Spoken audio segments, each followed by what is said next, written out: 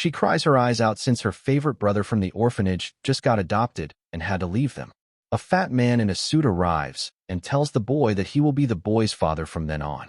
After they leave, the nun claps her hands and her expression changes. She tells them that it was time to get back to training.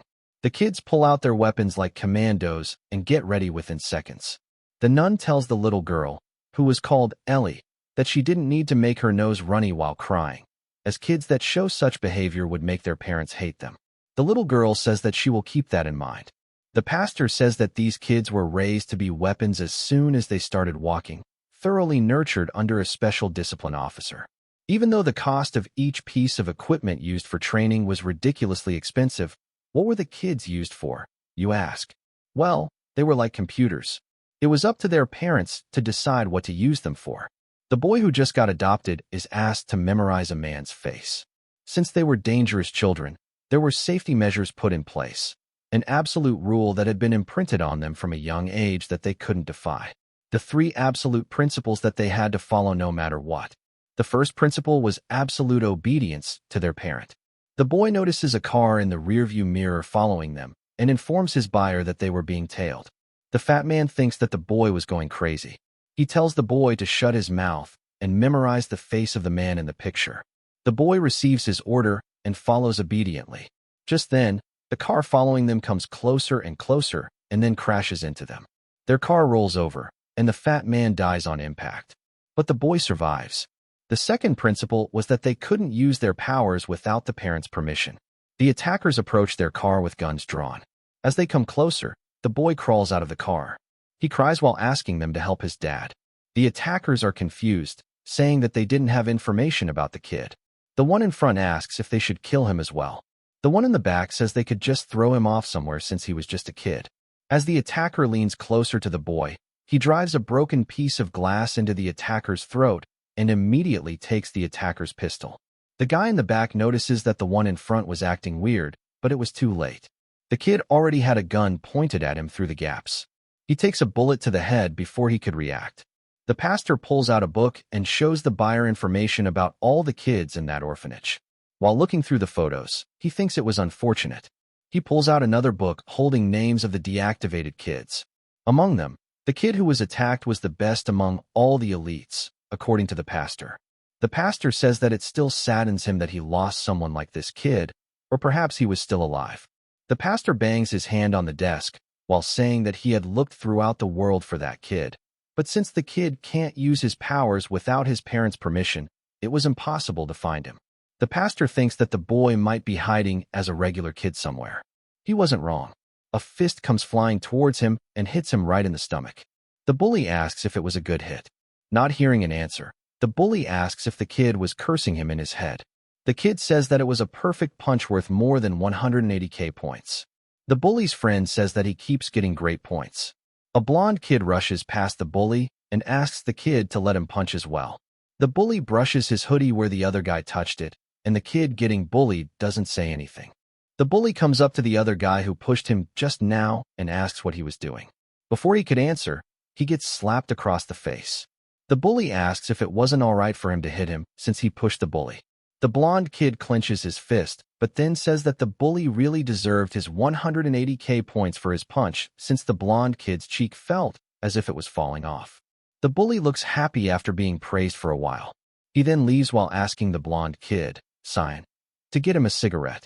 Cyan agrees to get it, but after the bully left, Cyan starts talking bad about him and says that he will fight him the next time he gets hit. He then puts his hands over the shoulder of the kid who was getting bullied, Huang, and asks if his punch was really that bad while choking him. Cyan then asks Huang to treat him to a snack for embarrassing him in front of others. Huang says that he understands. Cyan makes sure that Huang is paying since Cyan lost his money running errands for the bullies. Cyan then asks why he can't get the same score for the punch as the bully, Youssef. Then he notices that the shop they were eating at had the same name as Huang's last name. Huang hesitantly admits that the shop was his mother's. Just then, his mother presents them with some extra food since she thought Cyan was her son's friend. Huang was nervous since he had hidden the fact that this was his mother's shop for years, but now he was caught. Huang gets ready while thinking that Cyan was crossing the line after seeing the smug look on his face. Just when he was about to end Cyan John Wick style, Cyan bows his head to Huang's mom and greets her properly. Huang was surprised. Huang's mom admits that he told her to hide the fact that he was her son. Cyan asks why Huang would do such a thing while jokingly calling him a bad son. Huang quickly tries to change the topic and get Cyan away from his mom's store. But his mom packs up some extra food for Cyan and asks if it was enough for Huang and his friends. Huang tells his mom not to give away free food like that. Cyan gets excited after hearing that it was free and asks if it was truly all right. Cyan says that it was so much food, and Huang's mother tells him not to worry about it since Huang's friends were sons to her too. Huang knew that Cyan was just like the other bullies who would take advantage of his mother's kindness, just like they did with him. Huang grabs Cyan's hand after he took the food and begs him not to tell the others about his mom's store.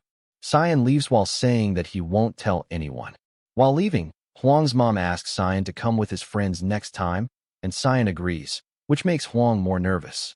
He thinks that he was doomed. He asks if his mom was sure about this, even after he asked her to pretend that they don't know each other.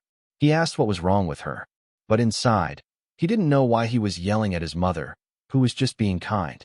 His mother becomes sad and says that she was just happy since it was the first time she ever met one of his friends.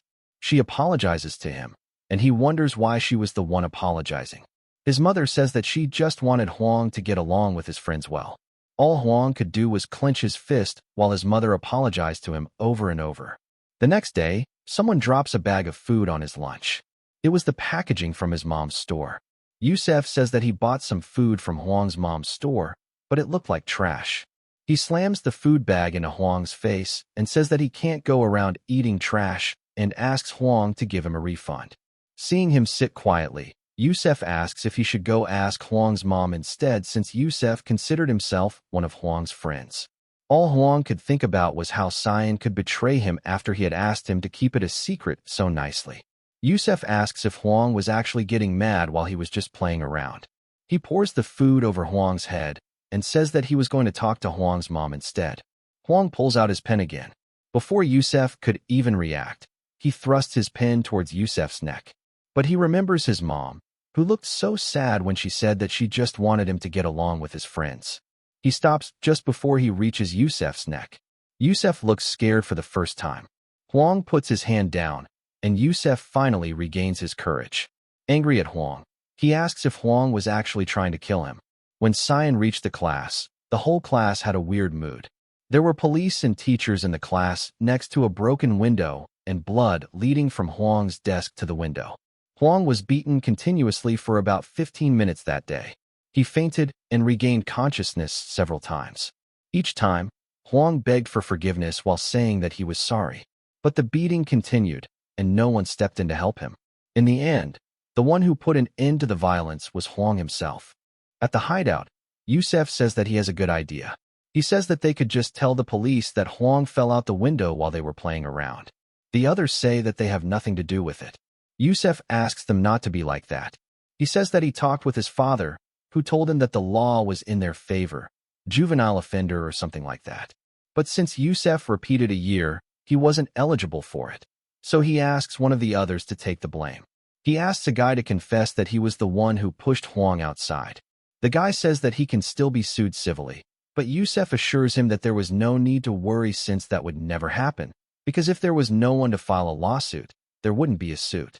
He kicks open a suitcase and says that he wasn't asking them to do it for free. He offers $10,000 per person to take the deal.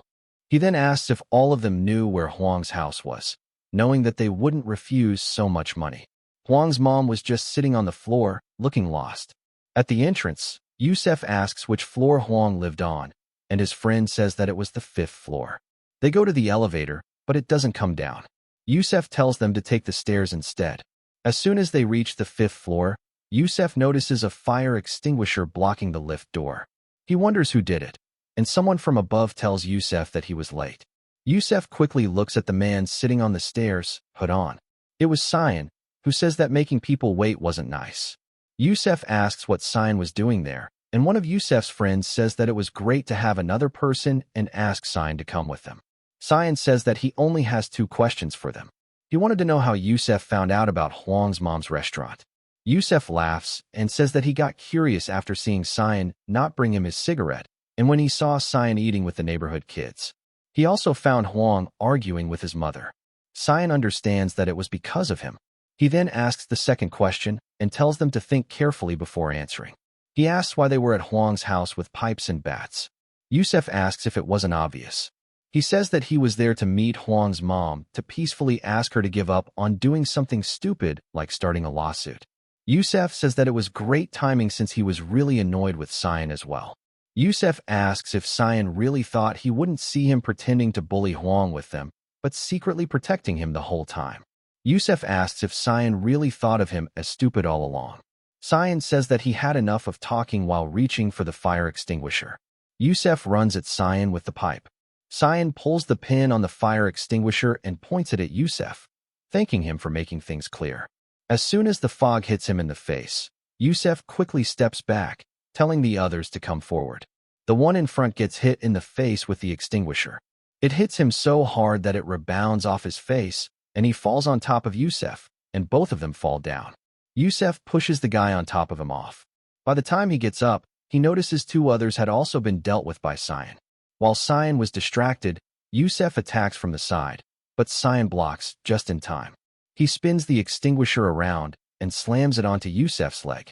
Yusef immediately falls to the ground, shouting that his leg is broken over and over again. Yusef says that he heard a strange sound while screaming in pain.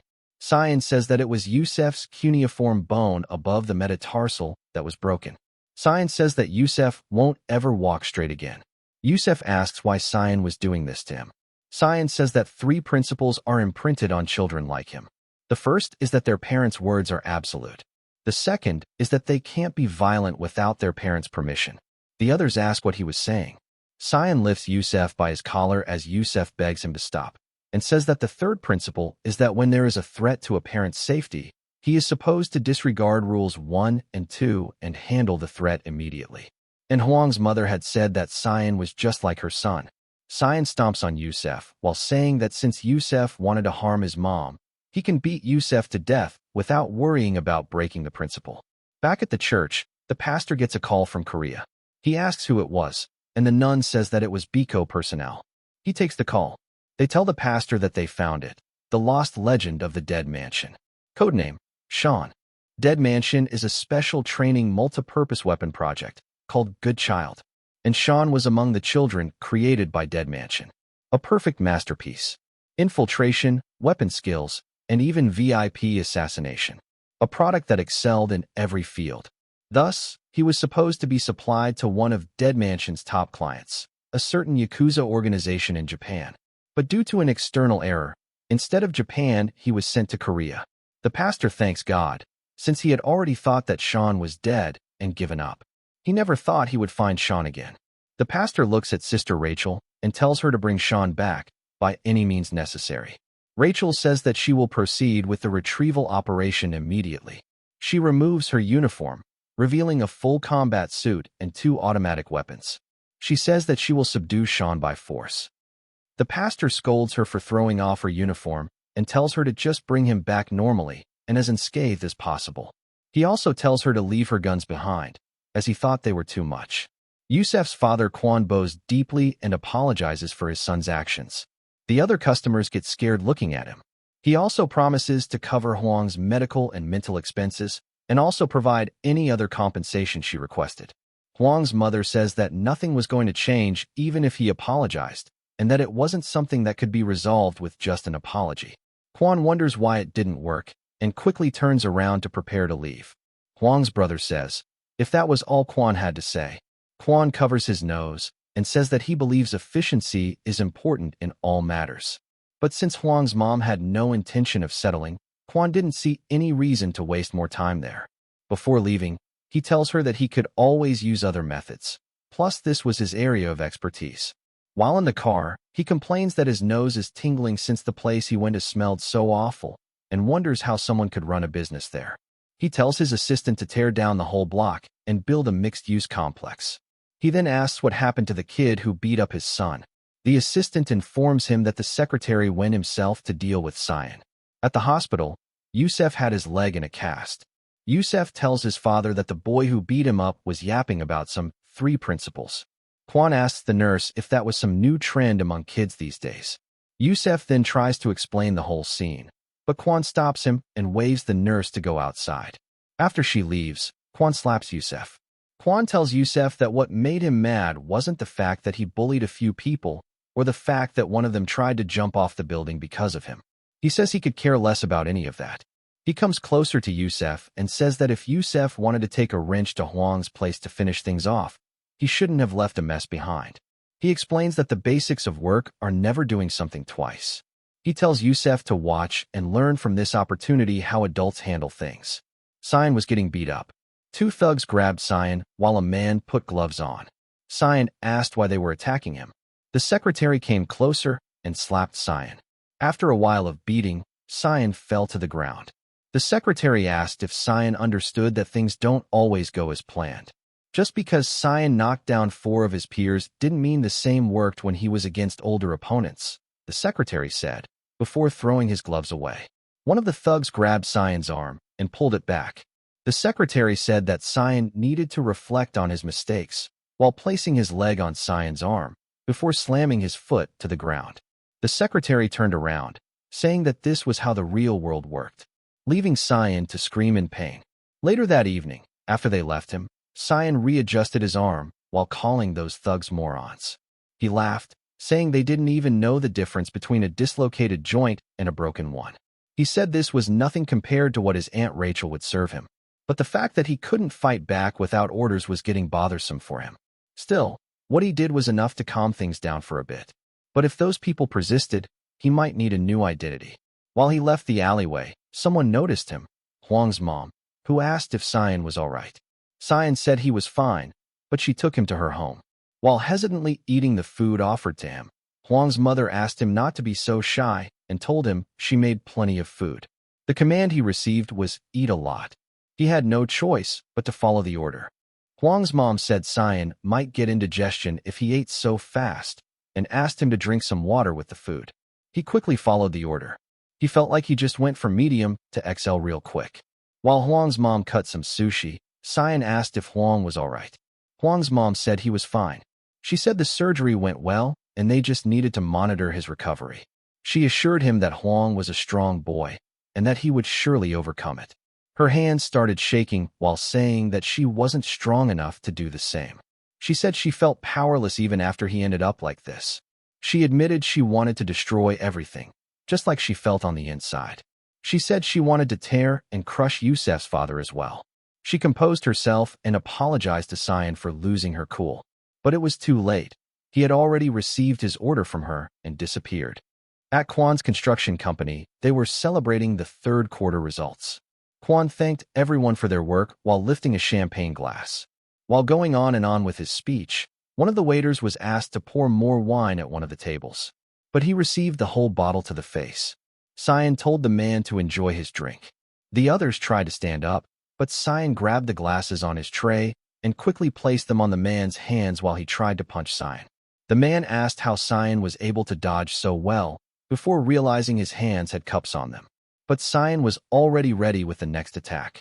He slammed the man's own hand, causing him to punch himself in the face with the glass cup. He then grabbed a few utensils in his hands and threw them at the others who were now approaching him, like shurikens straight to the face. The people around the venue started standing up after hearing the commotion, demanding for the lights to be turned on quickly. When the lights did turn on, Cyan was nowhere to be seen. They started looking around. One of the men said it was a blonde-haired waiter who did all this.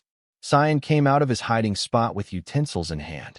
He ran past a bunch of people who were looking for him, cutting all of them with the utensils. They screamed that their ankles had been cut. Cyan grabbed the tablecloth on one of the tables and threw the cloth along with all the food and the table itself at them. He then jumped into the air, kicking the table midair to crush them underneath. He noticed a knife flying at him from behind. Cyan ducked, and the knife hit someone else. The secretary said Cyan was impressive while putting his gloves on. The secretary said he definitely broke Cyan's arm and asked if he didn't. He said he would do it properly this time. Cyan grabbed the man's arm, pushed it away, and smacked the secretary's face before locking his arm. Cyan told the secretary to look closely as he only had the patience to show it once. With a loud crack, the secretary's arm was broken. Once he was done with the secretary, a bullet flew past his face. Cyan looked to where it came from, up in the balcony. Kwon clicked his tongue, saying he missed. Cyan lifted his hand and said it was hard to hit a target from that far away unless it was a pro. While walking toward Cyan, Kwon said Cyan seemed to know quite well and asked if Cyan was a pro. Kwon asked if Cyan was in military classes or something. Cyan said he didn't know what those were. He said he just came on behalf of Huang's mom's snack restaurant.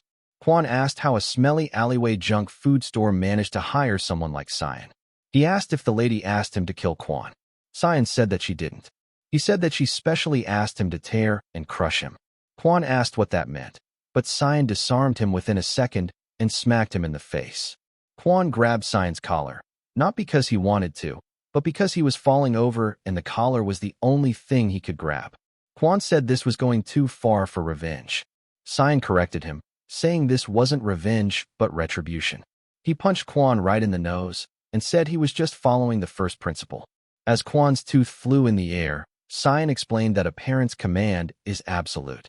While Cyan walked away, Kwon said that work efficiency was important and that he didn't like doing things twice. He said he should have taken care of the lady and Cyan the first time. He said he would kill them all the next time. Cyan grabbed Kwon's gun and thanked him for threatening his parent and giving him a reason to end him, as the third principle states. He shot the chandelier above Kwon, and it fell directly on him. As he got crushed, Cyan left quietly, calling both the son and father the same. Back at the hospital, the nurse asked if Yusef was feeling uncomfortable anywhere. Yusef rudely asked if the nurse was blind. The nurse said she had been hearing a lot about school violence these days, and that it gets pretty scary sometimes.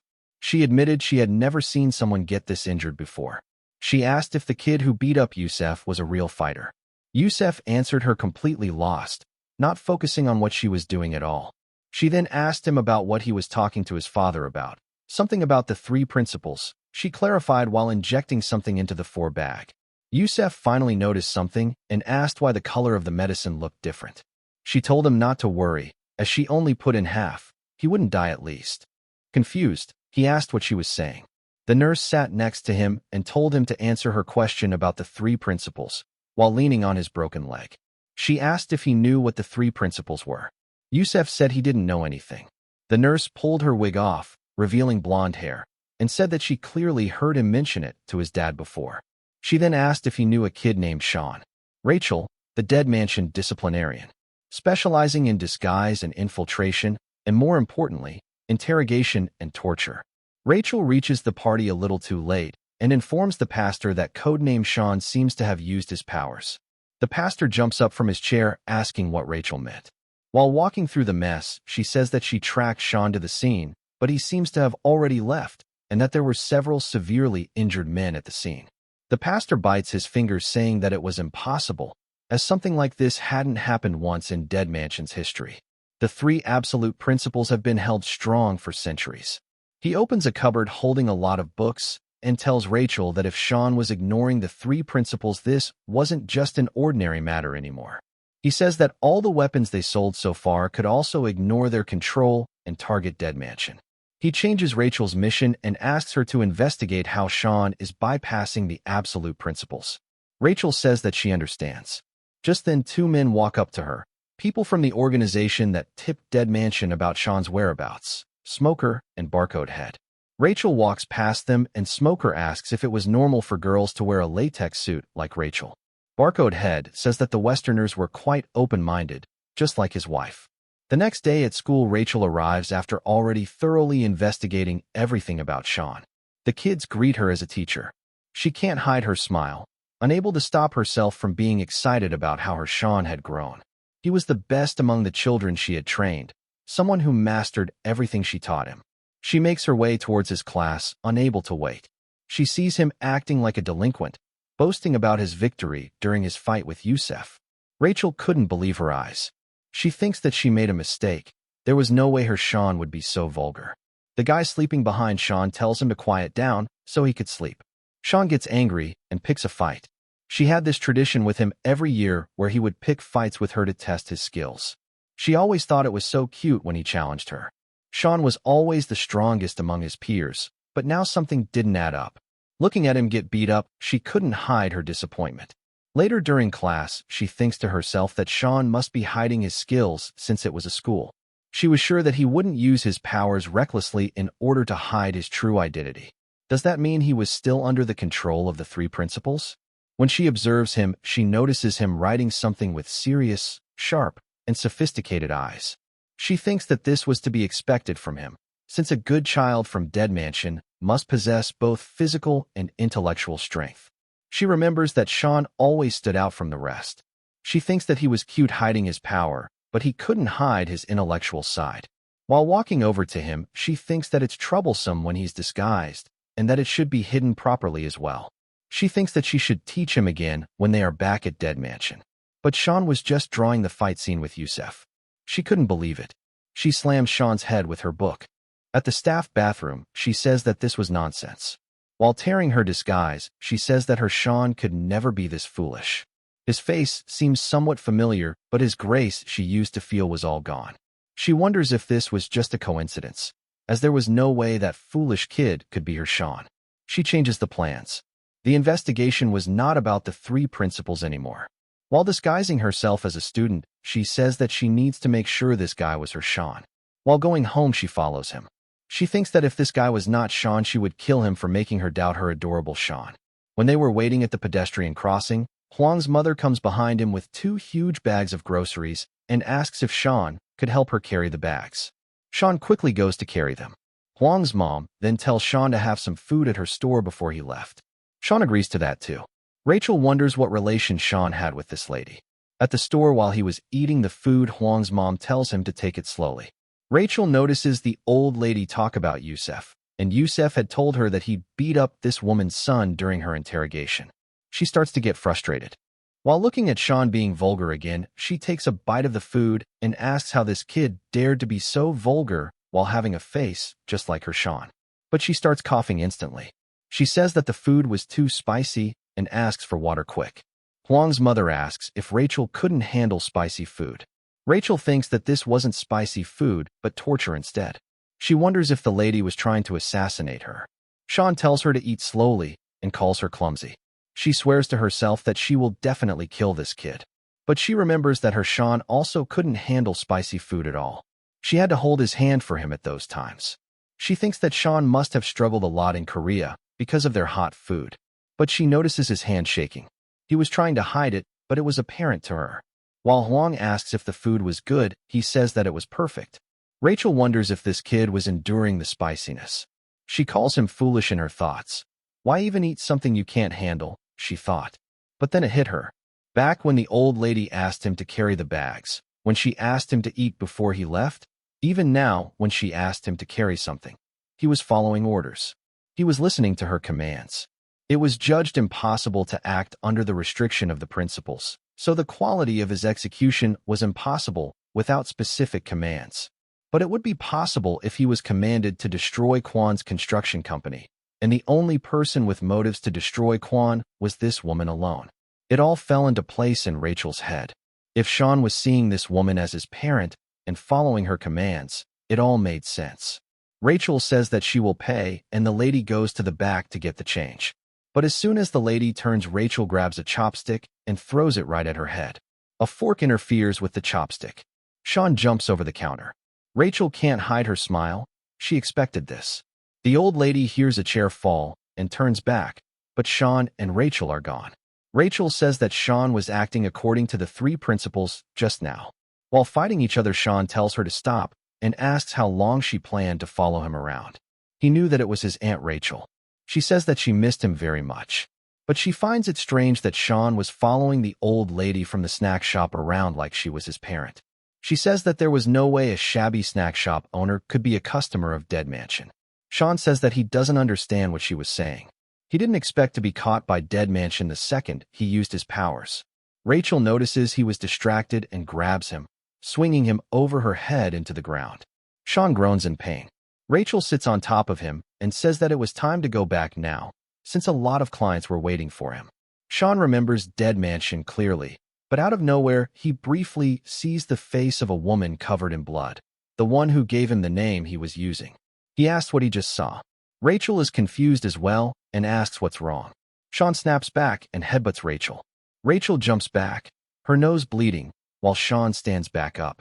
She asks if Sean wasn't intending on coming back with her quietly, but Sean was already gone. While running, she curses at Dead Mansion for sending Rachel of all people after him, and also wonders who that woman from his memory was. Back at Dead Mansion, the director is happy. He asks how Rachel let Sean get away. Rachel apologizes and says that he slipped away while she was momentarily off guard. While changing clothes, she reports that she has found the old lady who is controlling Sean. The director asks what she means by controlling. She says that she saw Sean recognize the old lady as his parent. The director says that it shouldn't be possible, and asks if it appeared the old lady was deliberately using the 3 principles. Rachel puts on a new disguise while saying that she needs to do further investigation. The director asks her to verify the old lady's intentions. One of the customers in line at the snack shop is rude for cutting, but Rachel was disguised as an old lady now. The director explains that there were 2 ways to retrieve good children from their parents. The first one was for the parent to disown them. The old lady is caught off guard when she hears this. Rachel asks her not to get close to her Sean. She says that she has been away on business trips often and wasn't able to pay much attention to her child. She tells the old lady that her son Sean doesn't even like spicy food, and that she can't believe he has been eating such low-quality food here. Rachel says that as Sean's parent, it breaks her heart to see him like this. Huang's mom says that she didn't know Sean was bad with hot food. Rachel smirks and thinks that her guilt tripping is working. Rachel prepares to leave, thinking she already won, and tells the old lady to understand her responsibility. If Sean ever came back to her, Rachel asks the old lady to tell him never to come to her again and to go back home instead. While Rachel is leaving, the old lady says that she can't agree to Rachel's request. Rachel asks if the old lady was trying to pick a fight with her. The old lady asks if Rachel had even seen Sean's face properly, or his clothes, or if she knew anything about Sean's school life. She explains that Sean always had messy clothes and a dirty face. When she asked him what happened, he would always say that he fell. She used to think it was just boys playing around, because even her son used to say the same thing. She says that she can't let Sean end up the same way.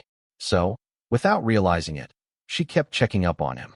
She says that Sean needed someone who could watch over him, so he didn't end up like her son. And since Rachel said that she was always busy, the lady offers to keep an eye on him. Rachel tries to fight back, but the lady just bows deeply and says that she won't change her mind. Rachel clenches her fists. Later she informs the director that the first attempt had failed. While removing her disguise, she says that the lady showed stronger determination to claim ownership than Rachel expected. The director says that there was no other way, even though he wanted to resolve things as quietly as possible. He asks Rachel to proceed with the second method, and Rachel gladly accepts. The second method to retrieve a good child was upon the parent's death. The child reverts to the ownership of Dead Mansion. Rachel says that she was hoping for this. At the supermarket, while the lady was shopping, she was being stalked by Rachel. Rachel pulls out a detonator. She asks how this lady dared to take her Sean from her, before pressing the button. A C4 charge armed in the storage room explodes, and people start screaming. The fire alarm and sprinklers go off. The lady looks around, confused, wondering what was going on, while Rachel prepares to deal with her during the chaos. She says that the lady could never be Sean's parent and that she would never allow it. But when she pulls the trigger, Sean deflects the bullet with a pan. Rachel is happy to see him. Sean says that he saw this trick in a video game and didn't expect it to work. While walking towards Rachel, he says that he knew she was going to do this. He asks if it wasn't going too overboard using bombs and guns. Rachel tells him not to interfere with her, as she just wanted to free Sean from the old lady. Sean says that he can't let that happen and slams into the rack between them. Rachel clicks her tongue, cursing the third principle. Sean kicks Rachel's gun out of her hand. Rachel pulls out her knife and says that she wanted to take Sean back in one piece. After the first swing, he asks if that was really true, as he wasn't planning on letting her go in one piece. He throws the tomato sauce along with Rachel's knife. Rachel asks if Sean thinks he can overpower her. She reminds him that she was the one who taught him everything. Sean falls onto the rack after she breaks his balance. Rachel tells him that fighting should be a means to an end, and that this should be considered supplementary lessons. She tells him to explain the purpose of the fight they were having. Meanwhile, Huang's mom tries to get out of the store, but notices a kid crying near some rubble. She asks if the kid is all right, and the kid says that he can't see his mom. He says that he lost his mom and asks her to help him. Rachel pulls out her second knife and swings at Sean again. Sean wonders what the purpose of this fight was to answer Rachel. When Rachel comes up to him again, he blocks her arms and asks if it was an operation. Rachel says that he was right, that her operation was to liberate Sean. She tells him that he won't dare look at her like an enemy after the old lady is dead. Sean grabs her weapon hand, but she switches the weapon to the other hand and cuts him on the cheek. Sean starts stumbling back. He knew that she would be better than him at hand-to-hand combat, as always. Sean throws a bunch of tin cans at Rachel while running away. Rachel says that Sean will be reattributed to the Dead Mansion since he was stuff that belonged to Dead Mansion. Sean throws a bag of flour at her. Rachel instinctively cuts it, but the flour bag explodes, blinding her for a second. But in front of her, a scissor shoots through, which she barely dodges. Sean got his hands on 2 scissors, and he and Rachel stand fighting hand-to-hand again. Rachel says that this was more like the Sean she knew. Sean locks her knife in place with his scissors. Sean asks if Rachel really just considered him some stuff from Dead Mansion. He grabs her and throws her overhead into a shopping cart. He asks why she wanted him back home to a family if she just considered him as stuff. He asks who considers their own family stuff. He kicks the shopping cart and asks that if she just considered him as stuff, he also will consider her the same while locking Rachel inside the shopping cart. Huang's mom asks if the lost kid was all right. When she looks back, he tries to kill her, but Sean arrives. The kid quickly hides his knife. He knows Sean's face well, the legend of the Dead Mansion. He wonders if Sean already beat Rachel. Sean asks if the kid knew his parents' number. The kid says that he doesn't know. The kid knows that he can't do anything against Sean, so he tries to finish his mission and aim for the lady instead.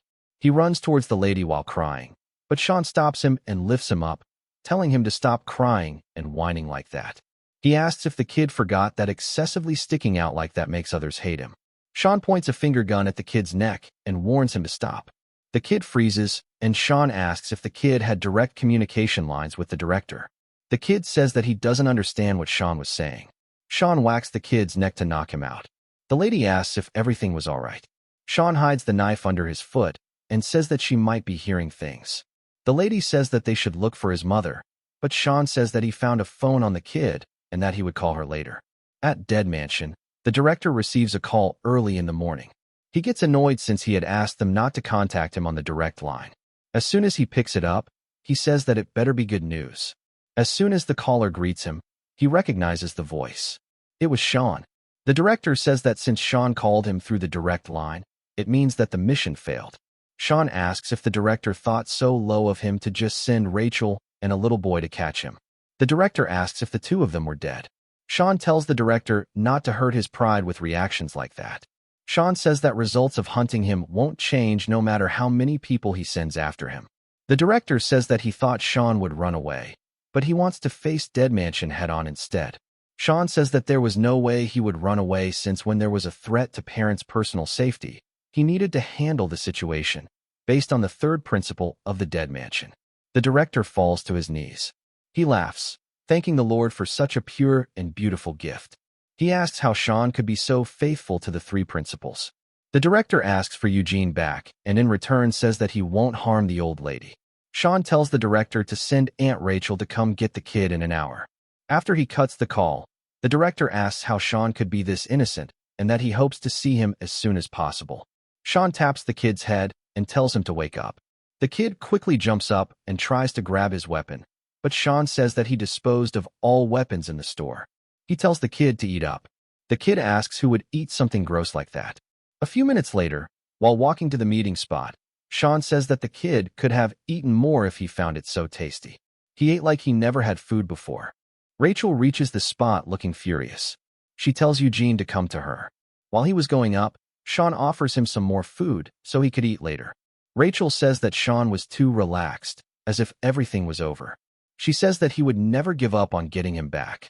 While they were leaving, Rachel says that if only Eugene had dealt with the old lady, things would have been easier. Eugene apologizes. Rachel says that Eugene was dismissed for now. She says that a useless brat like him should have been disposed of a long time ago. Eugene tears up while apologizing again. Sean comes up the stairs and offers him food again and asks if it wasn't tasty. The kid looks back with tears in his eyes. He says that it was really tasty. Sean says that he thought as much. He asks if the kid wanted to go back to the old lady's snack store again. The good children are the property of the buyers, who are called the parents. But once the parent dies, the ownership goes back to Dead Mansion, and then they get adopted again. They are sent to a new family, and then a different one again. And again. The director asks how many times Eugene had been adopted. Eugene quickly answers that it has been 4 times. The director says he didn't ask Eugene to answer. Although the director could keep sending Eugene to new families and keep profiting, to have failed to keep his parents alive 4 times was the worst disgrace in the history of Dead Mansion.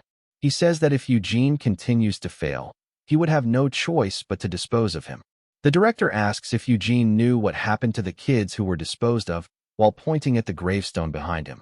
He tells Eugene that he has to become someone necessary to Dead Mansion, and that there is only one chance left. His mission was to go to Korea and help Rachel retrieve Sean. If he didn't want to be disposed of, he had to prove his value. When he heard Rachel say that he should have been disposed of long ago, and that he was useless, he asked for one more chance. Rachel glares at him, asking what chance he was talking about. He apologizes, just when Sean asked if the food he had wasn't tasty. Rachel smirks, and says that she could give him one last chance after all. She orders Eugene to end the old lady this time. The last chance. To prove himself, he must kill Sean's parent. Sean prepares his fists to take the kid back. Rachel knew that Sean still perceives her as a threat to his parent. She grabs the kid and says that this wasn't what they agreed upon. She reminds him that Eugene was to be handed over to Dead Mansion in exchange for them not targeting the old lady. Sean says that it was just like the kid said. He said the food was tasty, and it had been a long time since the old lady had a regular customer. Rachel bends down and tells Eugene that this is his last chance. Rachel says the negotiations are off, and that she is free to target the old lady now. Sean tells Rachel to do as she wished, since he could break her into pieces over and over again. That was what he said, but now that the kid followed him to the old lady's house, he asks why he was there. The old lady reminds him that he was the one who said he would look after the kid for a day. Sean says that even if he said that, it was a little rude to follow him into a stranger's house. The lady says it's fine since she doesn't mind having company. She then says that it was good that the kid's mom was friends with Sean's mom. Sean hides his face, since both of them were Rachel in different costumes. The lady says that Eugene could stay with her as long as he liked, and the kid bows deeply to thank her. Sean tries to protest against it, but Eugene couldn't miss this opportunity. She asks him for his name, and he introduces himself. Sean finds the whole situation overwhelming and starts looking around, since this was his first time in Huang's home. Outside, a pair of shoes were slanted to let the water drain out. To his right, another room. He asks if that was Huang's room. The lady says that it was. Sean asks if he could go in. He went into the room with her permission. It was an ordinary room, the kind he often saw in movies. A room where one dreams moderately and strives daily. The room seemed soaked in the essence of a moderately happy family. Perhaps this was something Sean longed for himself, a family like Huang's. Ordinary and typical. If Huang was in this room, he could have been happy spending his time normally. He thinks about why he was forced to be a bystander. Eugene thanks the lady for the meal. He eats fast, seeing Sean leave, because this was his chance. Eugene says that the omelet the lady made was the best he ever had. The lady is glad to hear that from him. He then asks if he could ask a few questions.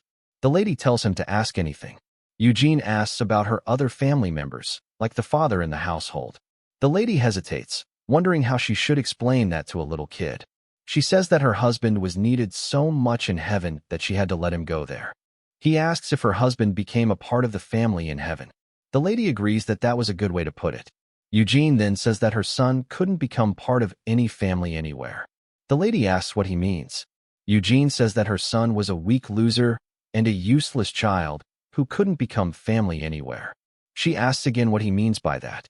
He says that he was taught a family should fulfill others' needs and confirm one's worth to its members. Otherwise, they are just an obstacle that consumes resources. He says that such a member isn't needed anywhere. The lady says that isn't true. She says a family is nothing like that. Confused, Eugene asks what she means. When she tries to explain, Sean arrives and grabs Eugene, taking him away, asking if they could sleep in the living room. The lady tells them to use Huang's room instead. Sean says that the sofa was enough for them, and tells the kid to sleep on the floor. But Eugene says he doesn't want to. The lady smiles, looking at them act like siblings. Later that night, Eugene curses at Sean for forcing him to sleep on the ground. He notices the open door and goes to peek inside. He finds it strange that the old lady calls a useless child her family, and even shows kind expressions to someone she just met, even though he hadn't proven himself yet. He pulls out a gun that Rachel gave him and says that he has to prove himself. He points the gun at her while saying that he must become someone necessary to the Dead Mansion family. But the door closes in front of him. Sean says that he expected Eugene to change his mind. He asks if this was his final decision, looking menacing. Eugene says that he was just following orders. He points the gun at Sean and tells him not to interfere. But the gun doesn't work. There were no bullets. The bullets were in Sean's hands. Sean drops them to the floor and says that he took them out when the kid was asleep, and asks if the kid wasn't too careless. He says that 15 rounds of 9mm parabellum, weighing 112.5 grams, went missing, and the kid didn't even notice when he held the empty gun. Sean says it was to be expected of an amateur. Eugene pulls out a knife instead and thrusts at Sean. Sean grabs the kid's hand and pins him to the door. The kid opens the door and falls in. After getting his balance, he turns back. Sean tells the kid to keep quiet. Looking at the lady, he runs to her to finish the job. Sean follows, grabbing a tie and using it as a trap to pull him back. The kid spins around and cuts the tie with his knife. The kid pulls out another knife from the back. Sean tells the kid to stop taking fights that he was obviously going to lose. The kid jumps onto the bed and uses it to leap high at Sean. Sean blocks both knives with the tie and uses his elbow to block the knee kick. Eugene asks if Sean was going easy on him and tells him to face him properly. Sean accepts and grabs a knife from Eugene's hand. Eugene throws the other knife at the lady. Sean intercepts it and kicks the boy's leg, making him fall to the floor. But before he could fall, Sean grabs him so that there was no noise. He tells the kid to get back up as he was just starting. Eugene wonders if this is how strong he needed to be considered family at Dead Mansion. Sean says that the kid's straightforward attacks would never work on him. Sean gets hit in the back of the head. The lady asks if the two of them were just fighting. While Sean tries to explain, Eugene grabs the knife to take the chance. Sean looks back and tells him to stop. He tells the lady that they were just doing some morning exercise. The kid also says that the knife was just a toy. Eugene knew that he couldn't kill the lady while Sean was standing right next to him. He concludes that a direct approach was impossible. The lady scolds Eugene too, saying that he shouldn't mess with his brother too much, since they were family. Eugene looks down and asks if he was part of this family too. The lady says that it was obvious since they eat and sleep under the same roof. She puts a hand on Eugene's head. Just then, someone rings the doorbell and asks if anyone was inside. The lady goes to the door to see who it was. She asks if she could help the stranger who rang the doorbell. The girl bows and apologizes for coming so early. She introduces herself as Eugene's older sister, Marie. She thanks the lady for looking after her brother for a night. Sean comes to the door asking who it was, and the lady tells him it was Eugene's sister, who came to pick him up. Sean goes out and asks Eugene's sister if that was right. Marie says that it was. She says that she came to take Eugene to ensure the woman's safety and asks if that wasn't the agreement. Sean asks who ordered the little boy to kill the lady. Marie leans forward and whispers that it was Rachel's unilateral order and asks him not to misunderstand. Sean tells her to at least start off by putting her knives away first. Marie asks if he wasn't quick to notice and that she won't do anything as long as Sean cooperates.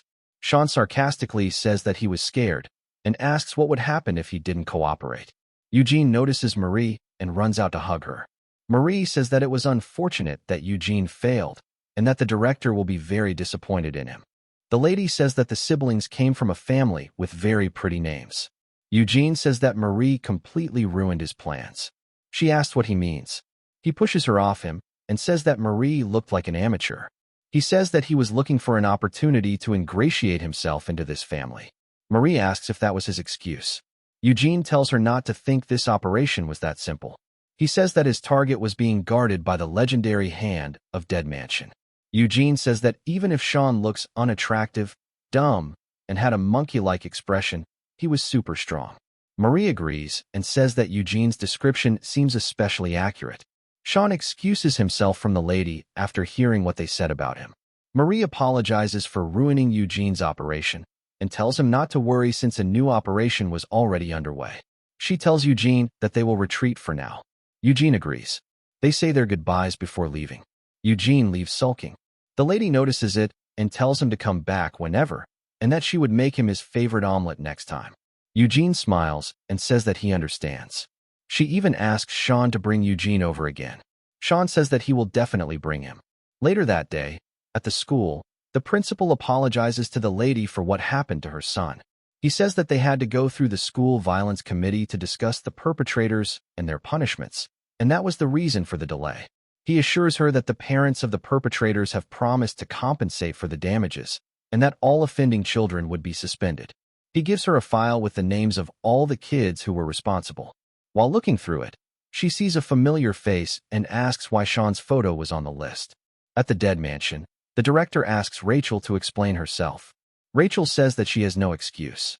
She says that she ordered Eugene to kill the old woman, but he was truly a useless child who couldn't even carry out a single order properly.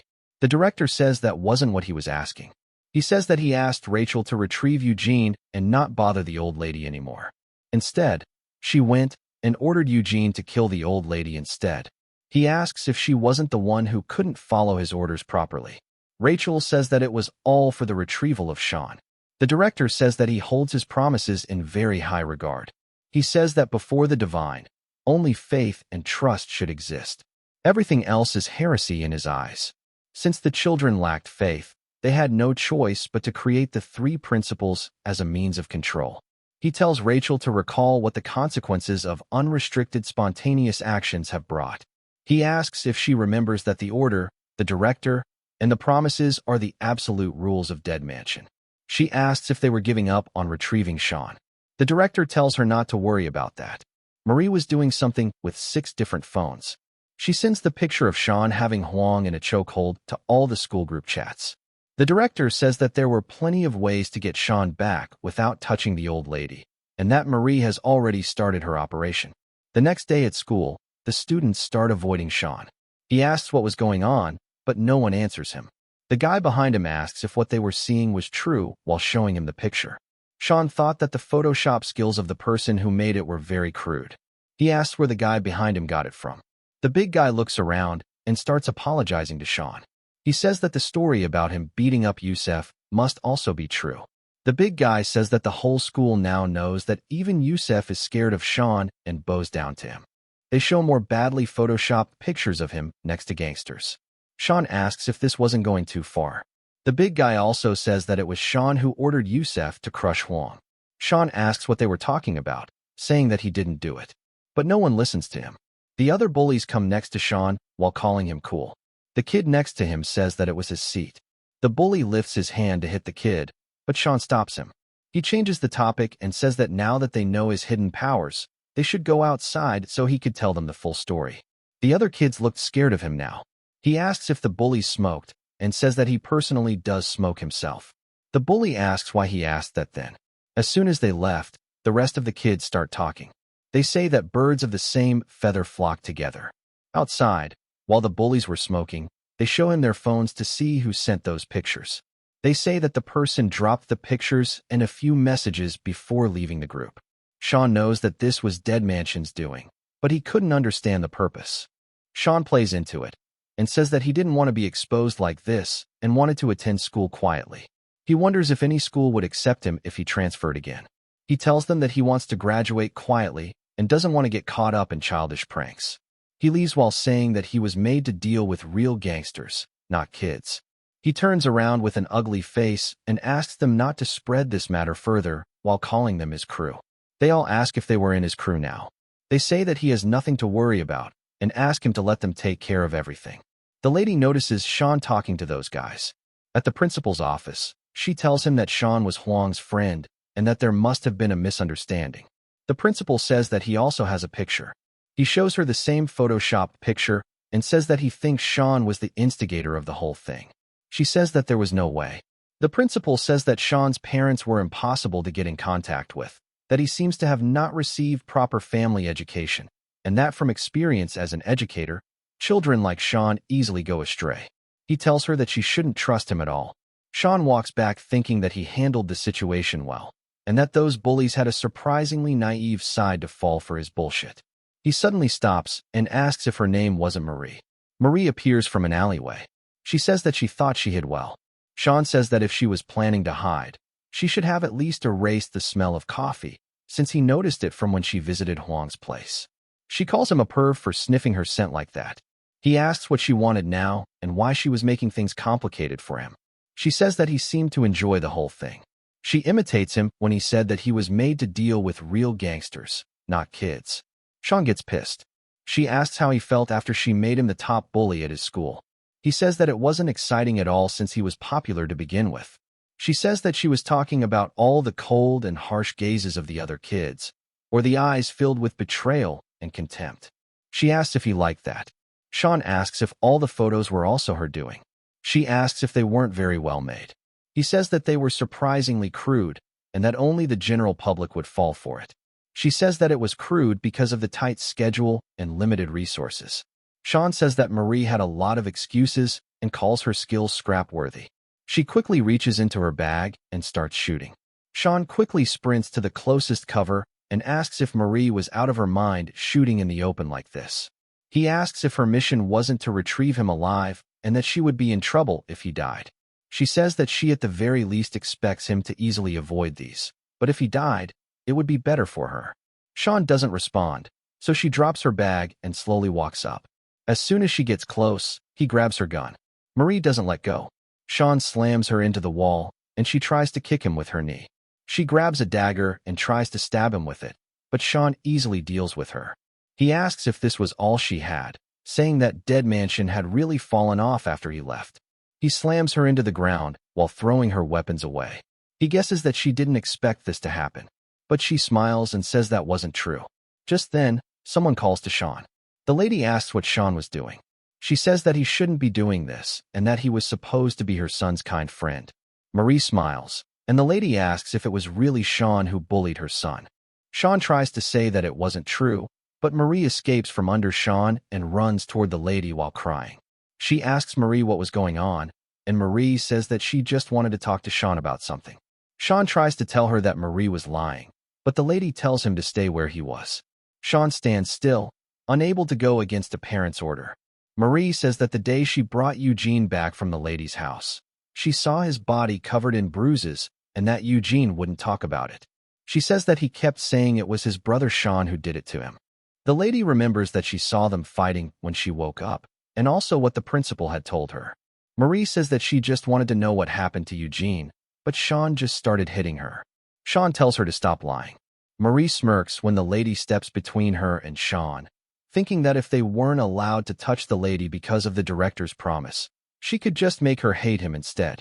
Sean tries to explain that Marie was lying, but the lady slaps him and tells him to stop calling her mother and to never step foot in her house again. Marie says that everything was going to plan. Rachel conveniently appears disguised as Sean's mom and asks what trouble he has caused now. Knowing that now his parent had abandoned him, he has to listen to her. She tells him to quietly follow her back home. The director smiles and tells Marie that she did a great job. He falls to his knees and thanks the Lord for finally bringing Sean back to him. He says the success was all thanks to Marie, a resolution befitting Dead Mansion's best strategist. Marie says that she was just doing what he wished for. The director starts muttering to himself with joy for Sean's return and tells Marie to return quickly as well. Rachel asks if Sean liked the food. Sean asks if she was joking. Rachel says that they have the same taste when it comes to food. Sean snaps back that she ordered him to eat the nasty food that tasted really weird. He asks who eats mint and pineapple with pizza. Rachel says she was just testing to make sure he followed her orders and tells him to finish everything without leaving anything behind. Sean begs to at least give him some milk while stuffing his face. Just then a man in a wheelchair appears, glad that Rachel finally caught Sean. It's Quan. He asks if Rachel found the accommodation he provided suitable. Rachel says that it wasn't half bad. Quan says that it was the most expensive penthouse in the area. Sean recognizes the man's voice but can't pinpoint it. Kwon says that he was willing to spend any amount of money to catch Sean. Sean finally seems to notice, but then asks if Kwon was cosplaying as someone and tells him not to reveal it since Sean wanted to guess his character instead. Rachel stops them, pulling out her gun. She says that Sean will now be under her custody, and in return, she won't touch his mom, as that was the condition of their deal. Kwon says that he remembers very well, and that it was business after all. He also says that Sean wasn't the only one he was seeking revenge on. Rachel says that he can handle the old lady however he wants. She sits on the table in front of Sean and says that it had nothing to do with her, since Dead Mansion had promised not to touch that woman. He asks what she was saying. Back at the lady's snack store, a customer orders some snacks. She says that she'll get it ready soon. She remembers Sean while cooking. The customer makes more orders. She remembers what the principal had said. She calls Sean a bad child who hurt her son and accidentally cuts her hand while slicing sushi. The customer asks if she was all right and tries to come inside to help. She says it was all right and that the bleeding would stop soon.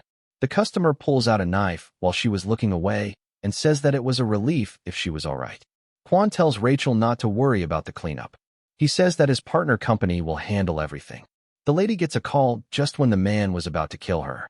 After hearing the news, she runs past the customer and tells him to take and eat anything he wants, and that she won't charge him for it. While running, she says that her son was awake. The doctor asks if Hwang could hear him. Hwang looks around confused. The doctor tells him not to push himself. He asks if Hwang remembers anything before he got hurt. Hwang says that he remembers yelling at his mom. He remembers that his mom was apologizing, even though it was his fault. He says that he needs to apologize to her quickly. He asks where his mother was.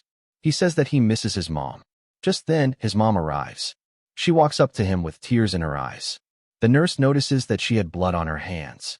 Hwang grabs her hand and apologizes. He says that he was wrong. His mother can't contain her tears and starts crying. The guy who was sent to kill her follows her to the hospital. He calls back to report that they were both in the same place and asks if he should deal with them when he got a chance, but Kwon tells him to stop the operation. He says that the plans had changed. Rachel throws a chair in anger. She grits her teeth so hard her mouth starts bleeding while asking how they dared kidnap what was hers. Kwon tells the killer that he will personally kill Hwang and her mom in front of Sean. A few hours before Sean's abduction at the Biko agency, Rachel waits impatiently along with Eugene. A lady comes out with coffee for both of them, apologizing for making them wait. Rachel says that the lady was too slow, and she apologizes again with a giggle. She pulls out some paperwork and says that she had to deal with the destruction of the market and Kwon's construction company HQ. She gives Eugene hot chocolate and tells him to drink slowly since it was hot. Rachel says that the lady was getting paid to clean up the mess and asks her to be professional. She finally sits down and asks if it was professional of Rachel to blow up the market with a bomb. When Rachel asks what she means, she says that she should have said it in a way Rachel would understand. Eugene nervously hopes that he had stayed back at the hotel. The lady then asks Rachel to check the papers to see if everything was in order. Rachel asks why she was the only one who got a paper cup. The lady then asks how Rachel managed to silence Kwon's construction company, as they settled everything without asking for compensation. Rachel says that they had things where they could help each other with, and that it was just professional business that the lady can't understand. The lady says that if Rachel was working with Kwon, then Biko agency won't concern with them. Rachel agrees, enjoying the taste of her coffee. The lady then says that Rachel better be careful. Rachel asks what the lady means. She says that professionalism only works between professionals and not when dealing with scoundrels. With a smirk, she asks if Kwon's company was truly a trustworthy partner. She says that she questions whether Kwon truly is a partner with whom business can be established. When Rachel reached the hotel, Sean was gone, and she slams the chair to the ground. She asks if they truly thought that they could go against her. Inside a truck on a random highway, Kwon laughs, saying that he can't believe how helpless Sean was without orders. He grabs Sean's hair and tells him to fight back mockingly. Seeing Sean not act, he says that the principles were very interesting and asks if it was like brainwashing. He then turns around saying that he just got an interesting idea. He says that he could just buy Sean and give Sean an order to kill the snack store lady. He laughs while saying that it would be a sight to see. Seeing Sean look angry, Kwon says that it was too early for Sean to make that face since he hadn't started yet. He says that he will tear apart the old lady and her son in front of Sean and Sean can't do anything since he had no powers without orders. He asks Sean to just stand by and watch till it was his turn. He asks if he remembers he told Sean that he will make sure to kill him the next time. At the hospital, the lady peels an apple for her son. He asks what happened to her hand. She tells him not to worry as it was just a little bruise. He wakes up and says that she always says that it's nothing. He says that he will go get a bandage or something for her. She tells him to stay in bed. He says that it was okay since the doctor said that he could move around. She tells him that she will get the bandage herself. She says that her son was just as stubborn as his father while leaving. When she walked out, the hallway was completely dark. She walks up to the counter, but it was also empty. Someone appears behind her and whacks her in the neck, knocking her out. "First one down," he says. It's the secretary, and he tells the others to get the lady in the car. He also finds it fun that Sean can't do anything. The door to Huang's room slides open. Huang asks what took his mom so long, but it wasn't his mom. Quan says that it had indeed been a long time. He says that he finally gets to Huang's face. Huang asks who Quan was. A bunch of people pour into the room, and Quan says that he is Yusef's father. He says that his son did a terrible thing to Huang and that he feels very sorry. He starts tapping on Huang's cast and says that it must have hurt a lot, and that this was why he always says that efficiency is a must in work. If things are left ambiguous, you end up having to work twice. Huang knows he was in trouble. Rachel admits that what the Biko agency woman said was correct, that they were indeed dealing with scoundrels. She shoots a grapple to the room where Quan was. When his guards turn around, they see Rachel flying toward them. She kicks through the window, shouting at them. She asks how Quan dared to strike Dead Mansion back. Quan says that he was expecting her. Rachel immediately starts cutting ankles. The other guards try pulling out their weapons. Rachel cuts another guy's chest, but she gets caught. He says that he got her. She says if he enjoyed catching her, and slams her head back into his face. She then grabs him and throws him at the other guy, before kicking both of them out the window. Quan whizzes towards the door, and one of the guards carries Huang with them. As they run, Rachel quickly finishes everyone inside the room. She asks if they thought they could run from her, and asks them to give her Sean back. The secretary snaps his fingers. The doors around Rachel open simultaneously, and a bunch of people with weapons come out. She asks why there were so many of them pouring out like cockroaches. One of them starts revving the chainsaw. Rachel throws her knives away while saying that she has the perfect tools for the situation herself. She starts shooting anyone close to her. Some die, some barely survive, but no one tries to approach her anymore. The secretary points his casted hand towards her and shoots, hitting her in the leg. He had a hidden gun inside his cast. He says that the next shot will be aimed at Rachel's head. Sean asks if that means he intended to kill Rachel. The next second, Sean's fist was inches away from the secretary's face. The guards restraining him fell back, while the secretary's head twisted back due to the force. The secretary asks why Sean was attacking even without orders. Sean asks if they forgot he was a member of Dead Mansion now, and the secretary just threatened to kill the Dead Mansion instructor, so he can act on the third principle now. Sean tells Rachel that he will deal with the situation. One of the guards restraining Sean runs toward him to catch him again. Sean grabs his hand and punches him so hard his tooth goes flying. The guard starts crying about his tooth. Sean hits him again, saying that it wasn't over yet to be already complaining. Sean whacks the man on the top of the head, sending him down to the floor. Rachel thinks that since Sean has no parents now and no one he needed to protect, the only reason he was fighting was purely for her, to protect her out of affection for her. She was wrong.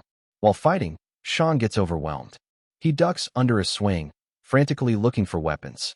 He rolls into the counter as the thugs chase him. One of them jumps over, saying that he will go easy on Sean if he surrendered. An injection flies straight into his eyes. While he shouts in pain, Sean uncaps a bunch more syringes and tells them to hold still. Jumping over the counter again, he says that it was time to vaccinate everyone. One of the guys pulls out the injection stuck in his neck, but Sean slams his head into the floor. The others seem scared to attack him. The guy with the chainsaw tells the others to make way, saying that he was about to split Sean apart. Sean runs, and the others don't dare to come between him and the chainsaw. Sean turns a corner, saying that a chainsaw was against the rules. The chainsaw guy runs behind while laughing. Sean kicks the stretcher, making the chainsaw guy fall forward, barely missing Sean's face. Sean quickly goes to the side, ties that man to the stretcher, and starts pushing it back where they came from. He presses the chainsaw's trigger. The thug asks if Sean wasn't going to turn it off. Sean pushes the stretcher straight into the other thugs. Their screams can be heard from outside the hospital.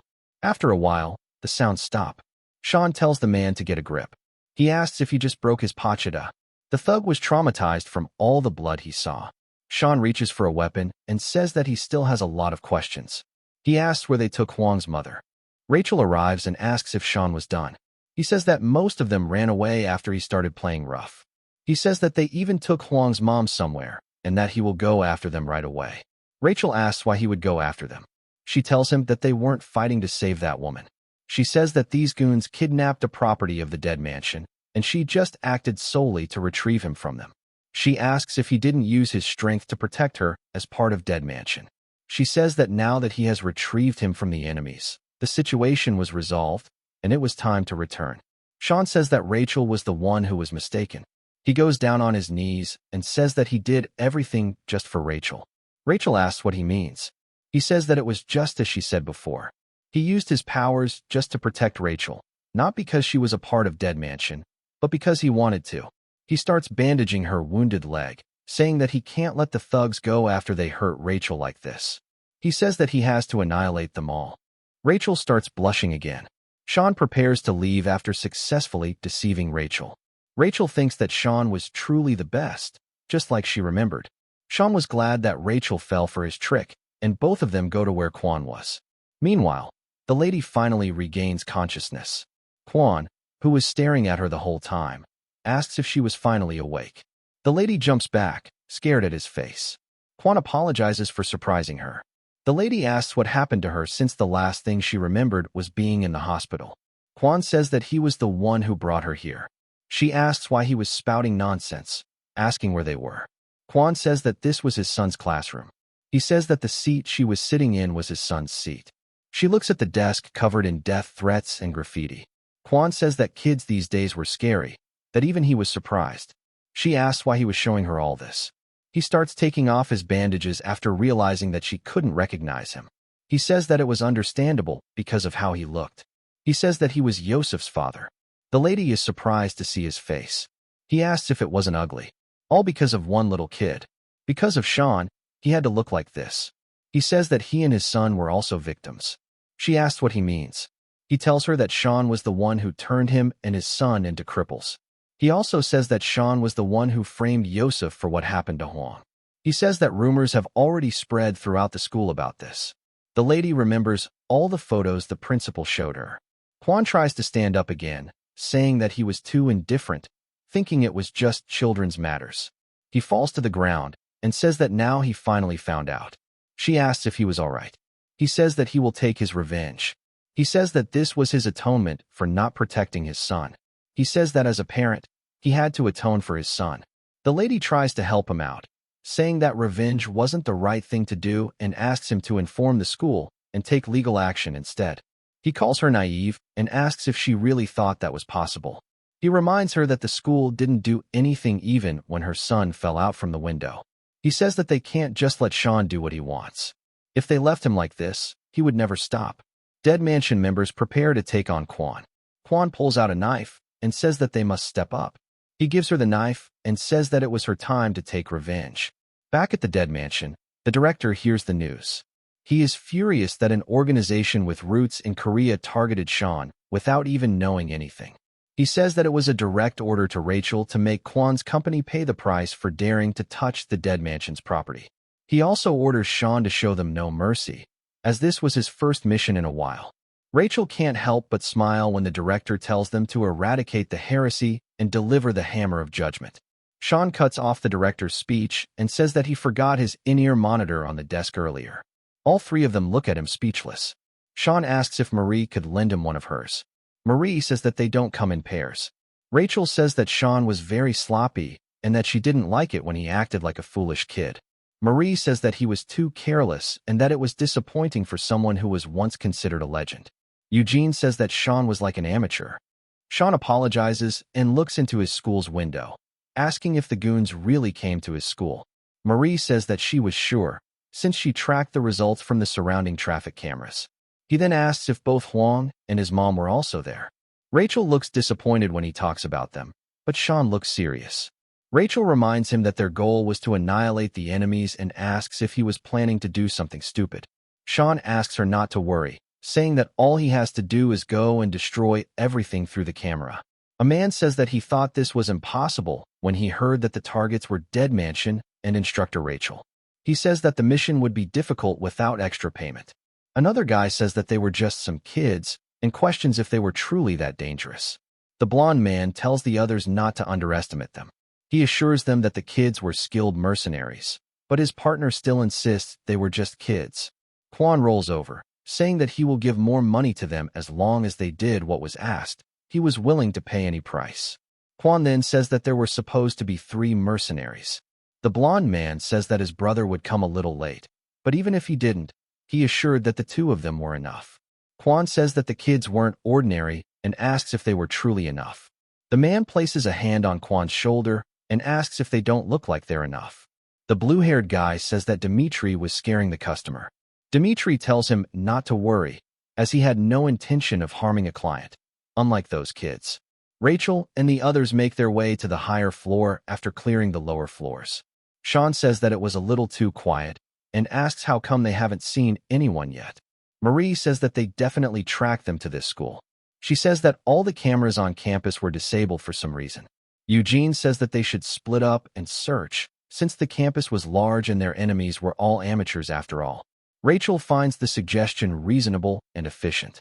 Marie says that she will go to the security room to reactivate the CCTVs. Rachel reminds them to quickly inform the others using the IMs if something went wrong. They all look at the amateur among them without one. Rachel says that Sean can just follow her while the other 2 split up.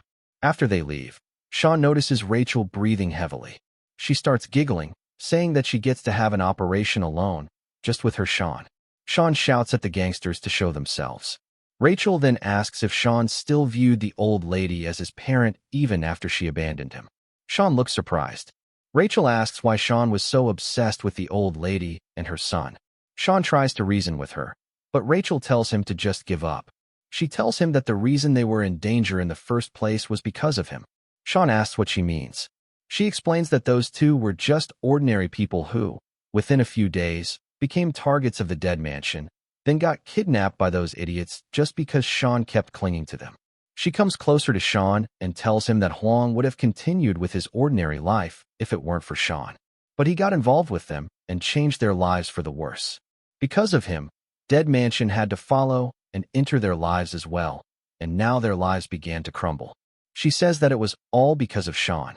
Sean can't fight her on this because deep down he knew it was true. Rachel says that it was time to give up and that the only place he belonged was Dead Mansion. Just then he senses something and pushes Rachel aside. A bullet flies through where she was just standing. The shooter is surprised that Sean notices him. Rachel seems to be well acquainted with the shooter. Sean asks who it was. She tells him that it was Dmitry Medvedev, the second in command of the Russian mercenary group called Barefoot. He was carrying Marie on his shoulder. Dmitry says that he hadn't seen Rachel in 2 years. He throws her down onto the ground and says that he just saw her loitering around and decided to have a little fun. Rachel glares at him, and he tells her that this time his target was Dead Mansion, and no matter how much he liked her, a mission was a mission. Rachel asks if he was hired by Quan. Dmitry tells her to calm down while pointing his gun at Marie. He then says that since there was still some loyalty between him and Rachel, he might let it slide if she agreed to go out with him. Rachel tells him to go to hell in Russian so he would understand clearly before opening fire. He jumps into a classroom and stays low to avoid bullets. When she runs out of bullets, he jumps across to take some shots himself, but Rachel quickly moves away. While reloading in cover, she says that the operation just got a lot more troublesome. She tells Sean to observe what he had dragged the old woman into and tells him to give up again. But Sean wasn't there anymore. Dmitry reloads his own gun and says that Rachel was as fiery as ever. Even though it was his mission, he felt as if it was a waste to kill her and asks if she would just collapse if he put a few bullet holes in her. Sean, right next to him, says that Dmitry could forget about taking Rachel down with his lacking skills. Dmitry stands up and asks what Sean meant. Dmitry tries to shoot Sean, but Sean pushes the gun up to the ceiling while jumping in through the window, telling him that it wouldn't work. Dmitri is unable to dodge a fist to the face, and his head slams into the floor. Dmitri says that Sean was quite different from Marie. Licking his blood, he says that Sean was quite good. The mercenary group from Russia. Barefoot. They have a brutal initiation ceremony, entering the Siberian snowfields barefoot. They can only return after successfully hunting something. Named after this tradition, he was also called Barefoot. He asks if that was supposed to be a punch. Sean wonders why there was no damage, even though he landed the hit perfectly. Sean gets punched and is sent flying. Dmitri says that a bear's tail swipe would hurt more than Sean's punch. Dmitri notices that his gun is missing its slide. Sean had pulled it off when he was hit. Dmitri says that the kids from the dead mansion sure were interesting. Sean thinks that the physical differences between them were too much. Dmitri pulls out another gun and says that Sean still looked like a rookie. But then from the side, Rachel shoots him. Dmitri jumps into cover. Rachel tells him to poke his head out so she could put 3 bullets in it. Dmitri says that it was strangely exciting when she said it. He reminds her that he wasn't the only one against her. A bullet flies past her head. Kwan's gangsters come through the hallway equipped with body vests and guns. Rachel quickly hides. Marie seems to have woken up. Rachel quickly goes to her, not able to understand what Marie was saying, and asks her to speak more clearly. Marie says that just before she got knocked out, she saw the camera and saw one more mercenary. Dmitri says that Rachel seems to be quite popular since so many people wanted her attention outside. Sean tells Rachel to go to Eugene since he might be in danger. Sean says that he can take care of Dmitri on his own, that he still has to pay Dmitri back for what he took. Rachel says that Dmitri wasn't someone Sean should underestimate. The gangsters start coming in, but Rachel lights them all up with her gun. The rest quickly run back to cover. Sean tells Rachel to take Marie and go ahead as he could finish things here quickly. He asks if she forgot that he was the legend of the dead mansion. Rachel hesitantly agrees and tells him to smash them to pieces and catch up with them. Dmitri asks where Rachel was going and asks if she was seriously leaving a rookie behind. Before he could finish talking, Sean punches him in the face. Dmitri punches back, but misses. He tells Sean not to mess around when he was talking with Rachel.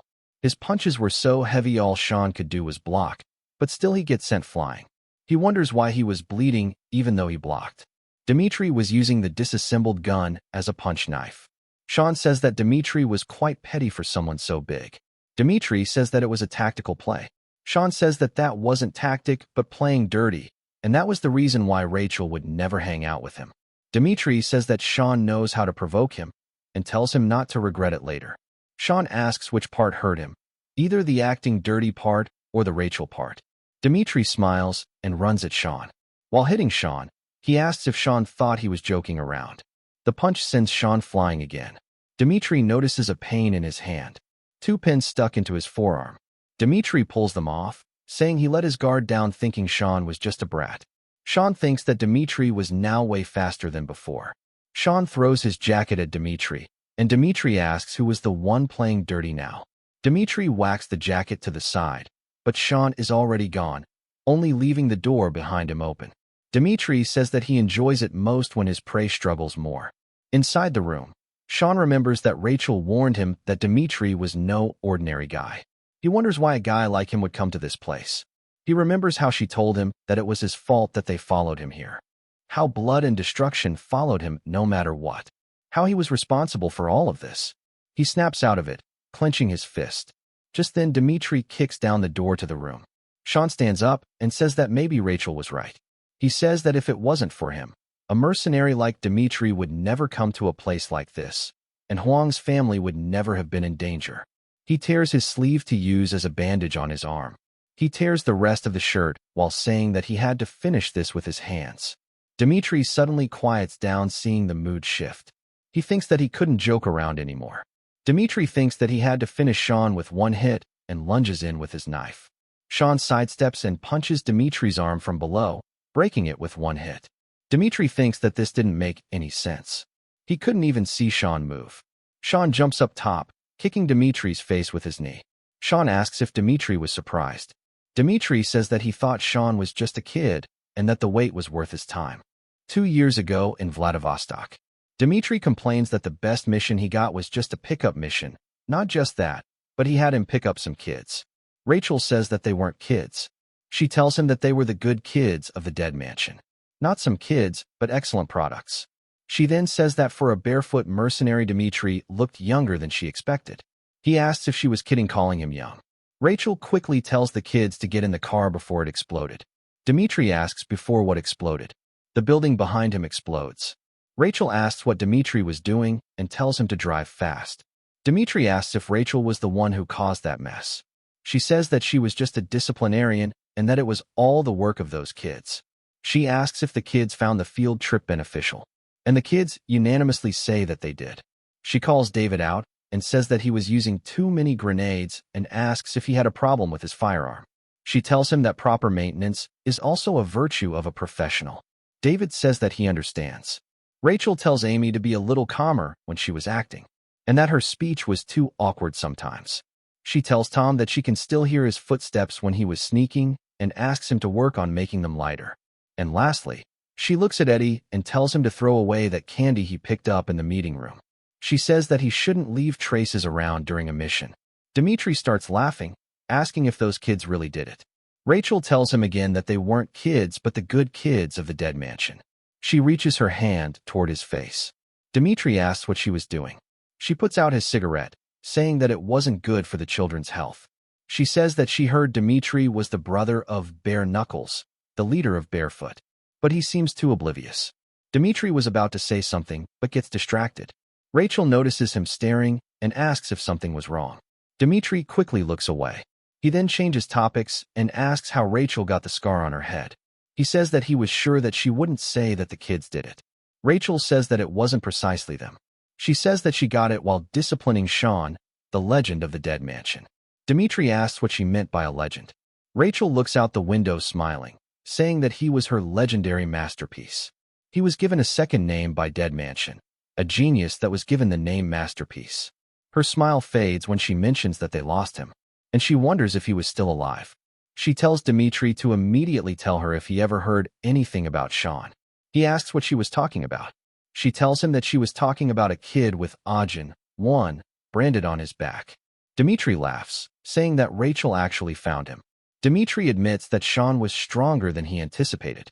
While fixing his dislocated hand, Dmitri tears apart his own shirt, saying that now they could settle this like men.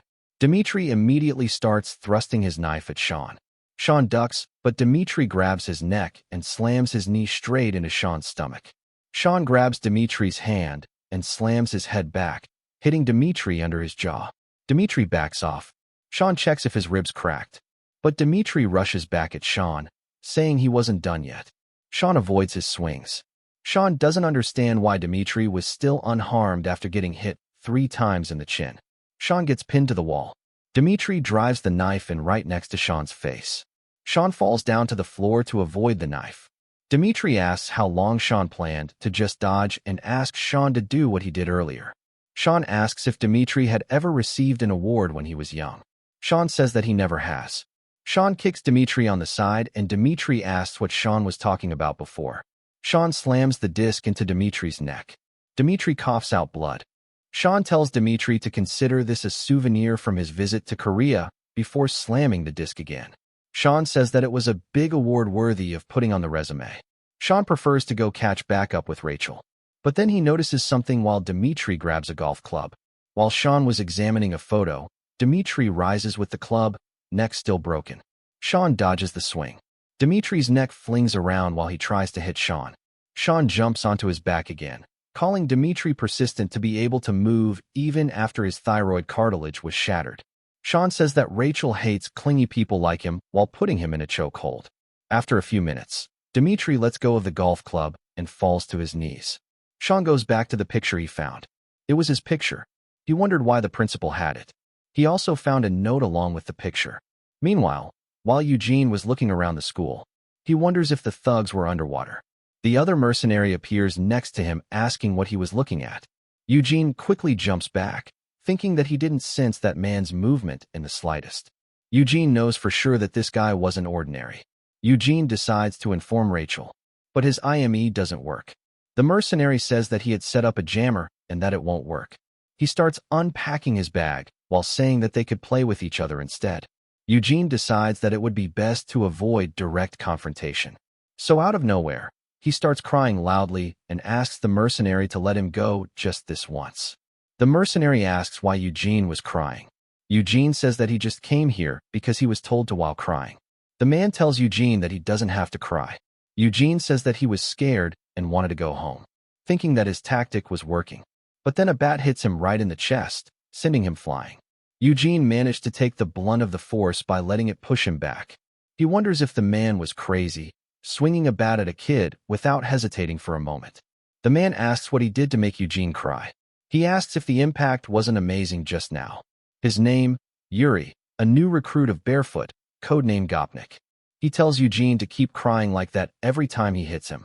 Eugene, a good kid from Dead Mansion, received special education from a young age to always complete the given order no matter what.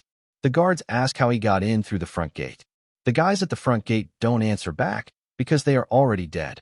One of the guards goes close to Eugene, asking what happened. Eugene, while crying, explains that he came with his father, who went to the bathroom. The other guard asks for Eugene's father's name while pulling up a list. The first guard asks the second to be a little nicer since the kid was crying. He tells him to stop scaring the kid. Since children are vulnerable, they must be protected by the adults. Children's tears stimulate their protective instinct. The second guard says that it was suspicious since none of the guests they had brought a kid along. But his partner was slumped on the floor. He sees the blood and quickly checks, but he was already dead. He tries to look for Eugene, who jumps from behind him, killing him also. Eugene always faithfully carried out his orders under any circumstance. But this guy didn't hesitate at all when dealing with a crying child. In fact, he was actually enjoying it. He asks how many hits Eugene could take before crying again, before running at Eugene. Eugene jumps to the fire, and Yuri slams the bat where Eugene was just standing. Eugene was actually getting scared of the destructive power. Yuri says that even though it looks like a normal weapon, it was a special weapon. He starts swinging at Eugene. Eugene tried to put his weight on his hand while running, but the blow he blocked before must have been a crack. Yuri uses the back of the bat like a spear and slams Eugene's foot. Eugene screams in pain. Then he pulls out his knife and starts attacking Yuri to push him back a little before grabbing the railing behind him and jumping off, falling onto the stairs below. Yuri says that he will give Eugene 10 seconds to run as far away as possible and starts counting. Eugene starts running, barely able to keep balance. He decides to get as close to the others as possible in 10 seconds. But Yuri appears before the time was up and slams his bat at Eugene again. Eugene says that it wasn't 10 seconds yet. Yuri starts laughing after seeing Eugene's expression, asking if he really believed him. Eugene uses his knife to block, but it doesn't work. Yuri says that this was why naive kids were so fun to tease, while sending Eugene flying into the pool, calling it a home run. Eugene feels that his hand was hurting too much.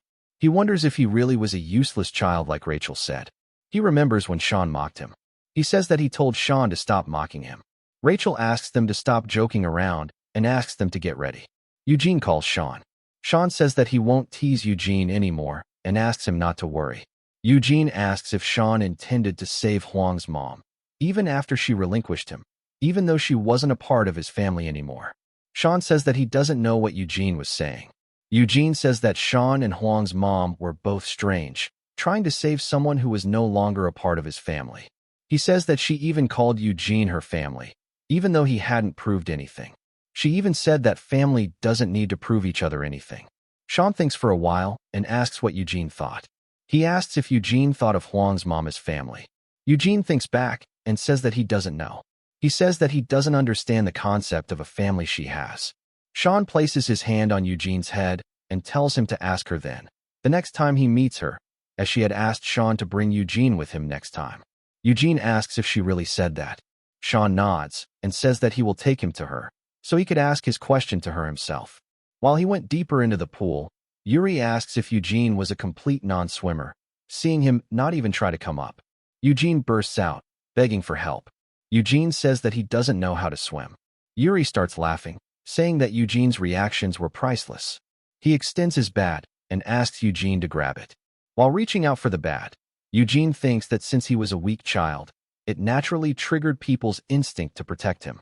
But Yuri was the kind of trash that would even torment a child. Yuri plays around with Eugene while pretending to help.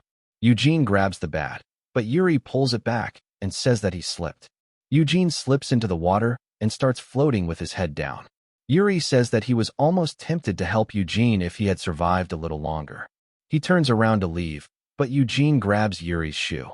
Using his legs against the pool wall, he pulls as hard as he could, determined to complete the mission no matter the circumstance. Yuri falls into the water.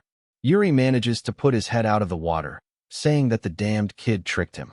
Eugene puts him in a chokehold. Yuri says that the kid said he couldn't swim and that it was getting boring. Eugene says that Yuri was very naive to actually believe him. Eugene says that Yuri was a total amateur. Yuri starts cursing at Eugene to let him go. Eugene holds the chokehold. Yuri starts losing consciousness and tries to hit Eugene's elbow joint with the back of his bat. Eugene lets go in pain. Yuri turns around and whacks the bat onto Eugene, but Eugene quickly dives down and surfaces in another spot. He knows that the only reason he was alive was thanks to the water taking the impact. Yuri is standing on the floating divider in front of Eugene already, saying that he will definitely kill Eugene. Eugene wonders how Yuri was even balancing himself on top of the divider. Yuri leans forward and slams the water where Eugene was just at with his bat. Eugene dives into the water again. Yuri asks how long Eugene could stay underwater for. Yuri readies his bat again, saying that holding his breath was indeed better than getting hit by him. He starts laughing while looking at Eugene. Eugene thinks that Yuri is completely insane. He tries to swim fast to the other side before losing his breath. Yuri runs along the divider, saying that Eugene will lose air fast if he moved like this. He doesn't have any more air. He thinks that it should be okay as long as he just took one deep breath and dived back in. But if he stuck his head out, he would immediately die. He wonders what else he could even do. Just then, he notices the string between the pool divider. Yuri says that it has already been 2 minutes since Eugene went inside the water. Eugene dives down to grab his knife again, taking his chance. He cuts the divider right as Yuri was about to land on it, catching him by surprise.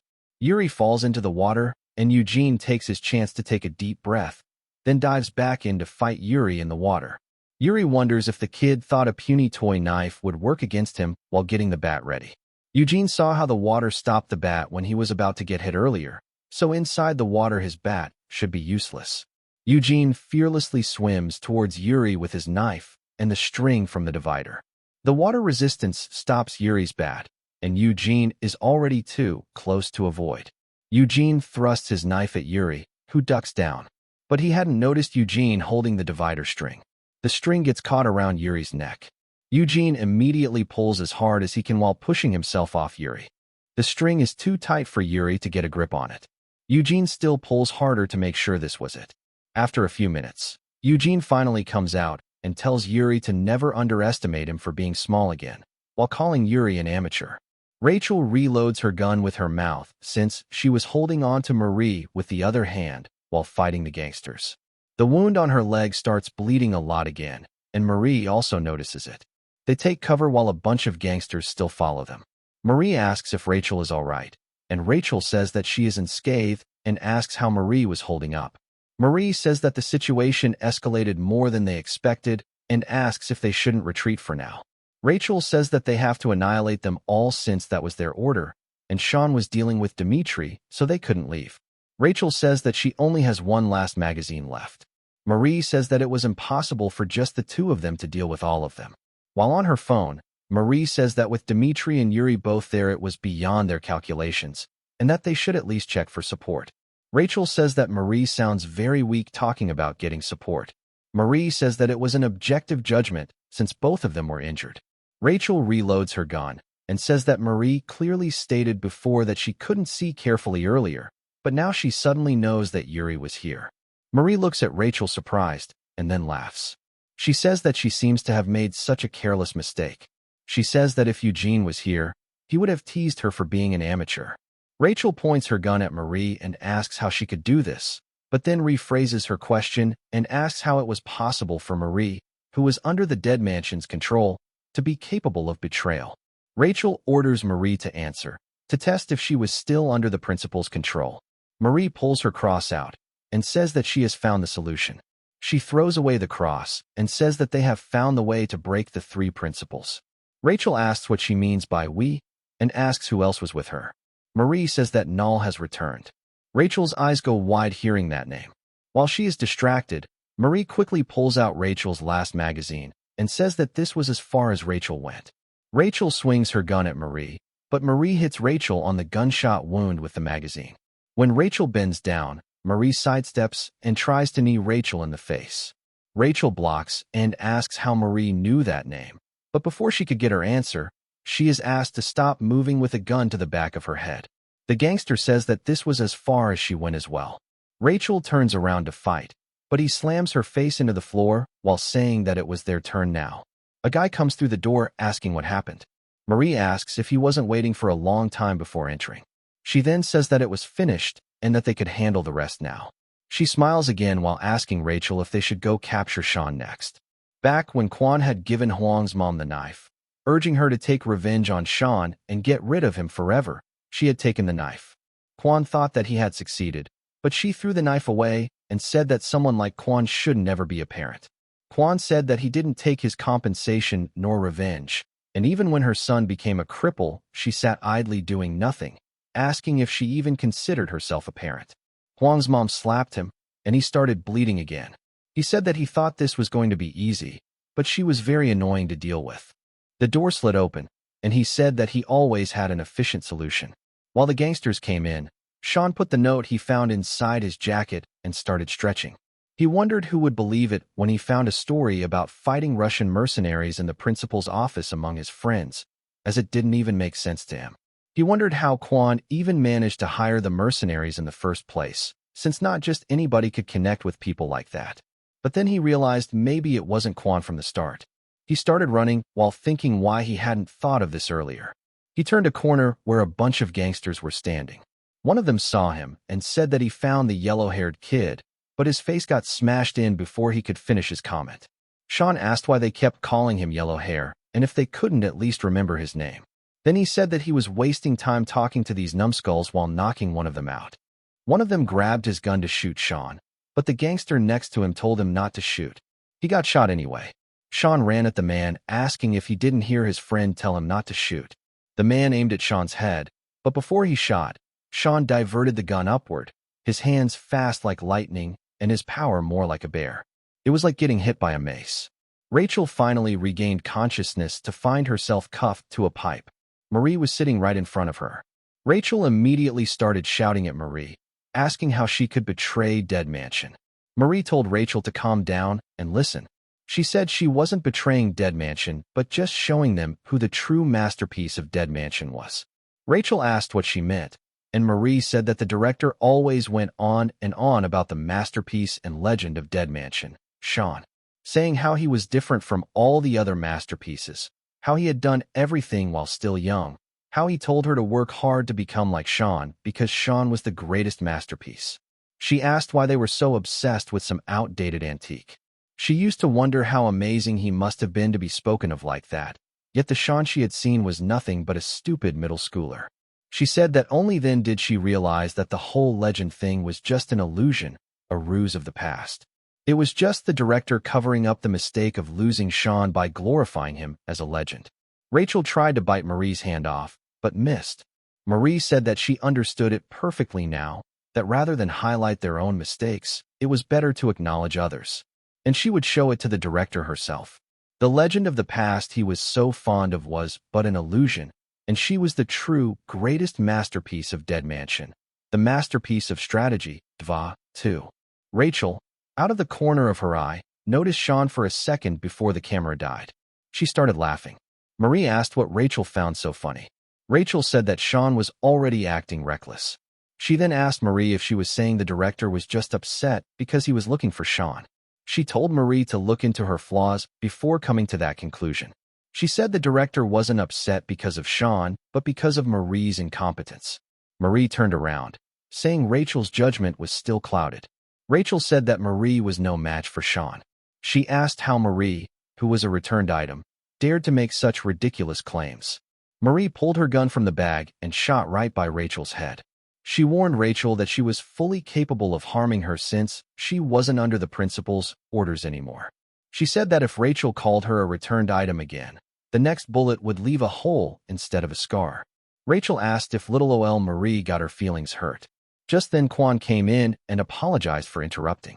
He said that he was almost finished with his side of the work, assuming Marie was also almost done. He said it was a shame he had to interrupt them, but considering the humiliation he had suffered from Rachel, a few holes weren't enough to satisfy his anger. Marie asked what happened to Kwon's face. Kwon said it was just a minor issue, but he assured her that the preparations were completed as scheduled. Marie thanked Kwon for his hard work, and the secretary quickly reached into his pocket.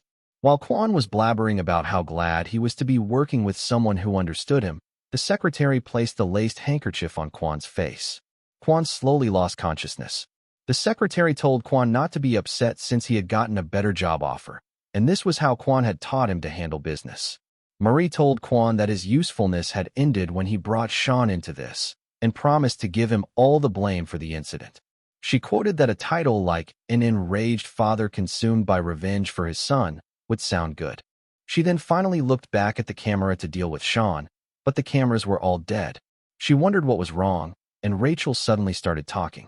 She said that among all the children of Dead Mansion, there were always those who had exceptional talents, those who were given a nickname along with the title of masterpiece. In Marie's case, it was Dva, the masterpiece of strategy. Marie asked what Rachel was getting at. Rachel told her that Sean wasn't given the title of the greatest masterpiece because he was the best at something, but because he was the best at everything. Marie remembered that the director also never specified what Sean was the greatest at. Marie's eyes widened, saying that it was not possible. The power to the room cut off. The secretary checked his phone to see if it was a power outage, but the ceiling above him cracked. Marie warned him, but it was already too late. Sean landed an elbow onto the secretary's head. Rachel started laughing. Sean, Dead Mansion's greatest masterpiece, also known as Odin, won. When he was a kid, the director was so proud of him that he would praise him for being so much better than all the other kids. He says that the kids with the best skills like him deserve to be known as the essence of Dead Mansion as their masterpiece. The director says that Sean had birthed a new tradition in Dead Mansion as the first ever masterpiece and congratulates him while the tattoo artist got ready. The director says that Sean was their greatest masterpiece. He asks if Sean understood what it meant. Marie was also there that day, jealous of Sean. Back in the present, Rachel tries to tell Sean that Marie was behind all of this. Sean says that he already knows, but he does think that he needs more details of what happened, so he decides to beat Marie up first before asking her for answers. Marie says Sean seems like he won't even hesitate to hit a girl. While pulling out a knife, she says that Huang's mom won't like that from Sean. Sean says that he was raised under the teaching of equal rights and equal fights. Sean confirms that Marie was indeed attacking a member of Dead Mansion without being ordered to and wonders how she was ignoring the rules. But then he decides it's useless to ask her later while pushing her knife away and hitting her face with his elbow. Marie blocked it, but she acknowledges that Sean was too much for her to handle with brute force. She suddenly pushes him and slams him to the ground. Sean had never seen such crude technique before and got caught off guard. Even Rachel thinks that it wasn't something taught at Dead Mansion. Taking the chance, Marie runs away. Rachel tells Sean to go after her and tells him to catch her. She says that someone was playing Marie from behind and that they must find who it was. Sean tries to get more details, but Rachel tells him to hurry. Sean runs behind Marie while wondering what that meant. Either way, to find if Marie was the mastermind or not, he had to catch her because the mastermind behind this knew how to get out of the control of the three principals. Sean says that he only wanted answers for one question and tells Marie to stop running. Marie says that she wasn't running away, but just getting started. While putting on a mask and holding chemicals in her hands, she throws the chemicals onto the ground and they burst into an orange smoke. Then it explodes. Sean covers himself, but the smell he whiffed was of sodium and ammonia. He started running away from the explosion, thinking that it would be dangerous if he inhaled these gases.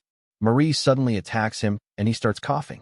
Marie continues to attack and cuts his arm, and then ducks and elbows his chest where Dmitri had kicked him, asking if that wasn't where his ribs were cracked. Sean realizes that she was watching the whole fight. Sean had nothing around him that he could use as a weapon. He tries to open a cupboard to find something, but Marie kicks it away. Marie says that she knows when things aren't in Sean's favor, he tends to make full use of whatever he can find around him. She tells him that he wasn't the only one who was quick at thinking while hitting his wound with a globe.